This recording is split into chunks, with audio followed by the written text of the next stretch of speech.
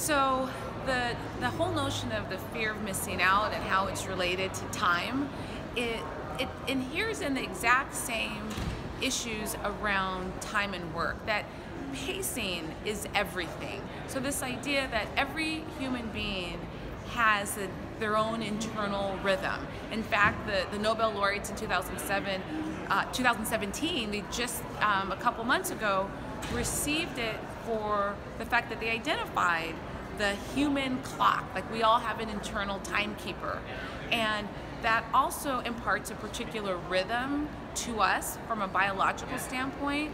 And so time and fear of missing out is very similar as time and work, is that finding what our natural rhythm and pace is, and then managing that with a number of competing pacers, like with the fear of missing out. We're at South by and there's a million amazing panels and sessions that are competing for our attention, that the best way to manage that is to first begin with, well, what is my rhythm? And you move forward with, well, how much can I take in? Do I have, like in my case, a kid that just started spring break, I have to take care of her and spend time with her. You have biological needs of eating, you have all of these sorts of things, and you start with not skipping meals to go to sessions, or at least eating during the session, and doing a pace that is consistent with what you can sustain over time. So there are people who are powerhouses and they could maybe be here 12 hours a day and they could go to all of those, and that's how their rhythm works. I am not that, and so I've learned that, in fact, my personal trainer said, fitness or wellness is not what you can do once, it's what you can do, go to sleep, and get up the next day and do again. And if you don't think you can do it again and again, that means you've outpaced yourself. So in that whole notion of fear of missing out, just kind of take stock of, well, what is mine? Not what someone else's natural rhythm is, what's mine?